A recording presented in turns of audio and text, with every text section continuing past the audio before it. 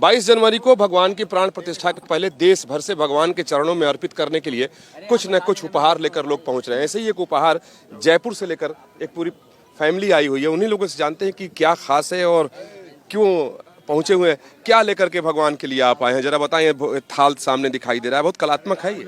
जी, हम ये चांदी का बना हुआ भोग थाल जिसमें 4 कटोरे हैं और एक कलश है, ये हमने मंदिर के अधिकारियों के समक्ष रखा और उन्होंने हमें अभी अभी ये न्यूज़ दी है कि 22 तारीख को रामलला जी की मूर्ति के सामने इसी में भोग लगेगा।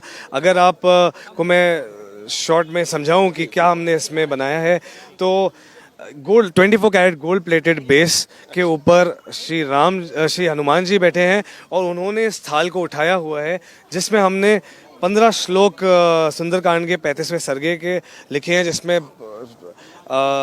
श्री राम जी के बारे में हनुमान जी ने जो सीता मैया को एक्सप्लेनेशन दिया था, उनका डिस्क्रिप्शन दिया था, वो हमने इसमें दर्शाया है।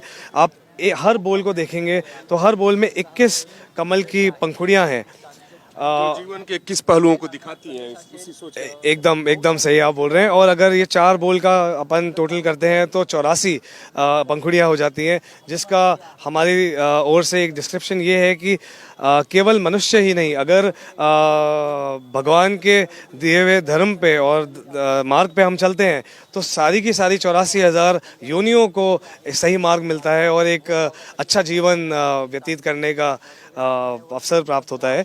अब ये कलश है जिसमें कलश के बारे में, 4 घोड़े हैं, इसके पीछे क्या विचार आपका है? हाँ जी, तो ये 4 घोड़े, जैसा कि हमने पढ़ा है, सुना है कि भगवान राम के रथ के 4 घोड़े हुआ करते थे, जो दर्शाते हैं मूल 4 चीज़ों को, जिसका मैं आपको बताऊं तो कर्म, धर्म, अर्थ और मोक्ष, जो भगवान राम के ज़रिए हमने सीखा है कि इन चारों चीज़ों को परम रखें अपनी ज़िंदगी में और हर कर्म करने से पहले ये बातें याद रखें। इन 4 घोड़ों ने उठाया हुआ है कलश, जिसमें हमने 9 आकृतियाँ यहाँ पे एम्बॉस करी हैं, जिसमें से आप देखेंगे ये सूर्य देव है, ये पंखी है, ये कोदंड धनुष है, ये स्वास्तिक है, ये पंखी है, ये ध्वज है और ये भगवान राम का राम तिलक है, ये ओम है और ये शंख है।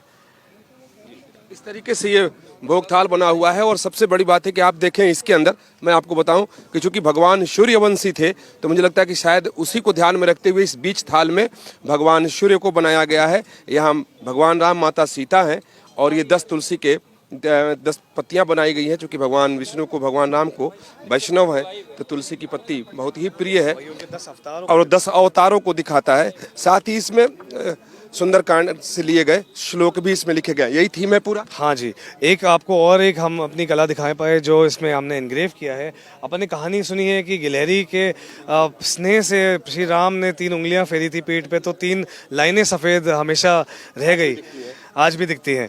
तो यही हमने इसमें दर्शाया है, क्योंकि इसमें एक बहुत बड़ा मैसेज हमें जो समझ में आया उसमें छिपा हुआ है। लोग भी गिलहरी की तरह ही, हम एक गिलहरी ही हैं इस पूरे बड़े जो राम मंदिर का काम चल रहा है। हज़ारों लोग इसमें लगे हुए हैं, मेहनत कितने टाइम से।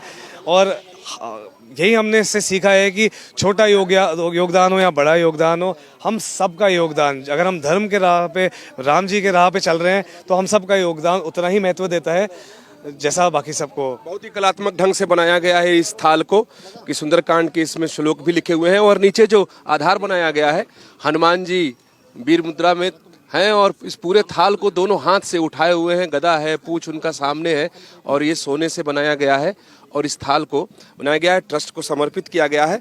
और जैसा इन्होंने इस तरह की जानकारी दी कि इसी थाल में भगवान को 22 तारीख को भोग लगेगा, तो इसी तरीके से भगवान के लिए तमाम उपहार अयोध्या पहुंच रहे हैं और ट्रस्ट ऑफिस में उसको स्वीकार भी किया जा रहा है। तो ये भोग थाल है